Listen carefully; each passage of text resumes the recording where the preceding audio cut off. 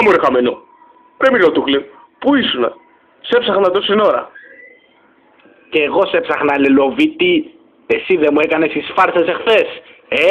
Ότι και καλά μου πέφτουνε τα μαλλιά και ότι δεν αντέχω το ποτό. Εγώ δεν αντέχω το ποτό. Λελοβίτη, θα σε γαμίσω. Πες μου. Τι να σου πω, ρε Μιλότουχλε. Είσαι χαμένο. Σου πέφτουν τα μαλλιά, λες ότι πίνεις πολύ. Πίνω πολύ και τα μαλλιά δεν μου πέφτουν. Απλά τα ξύρισα εγώ για να μεγαλώσουνε και να δυναμώσουνε. Αχα. Ναι, και άμα θες να ξέρεις, πήγα και σε γιατρό για την καράφλα μου.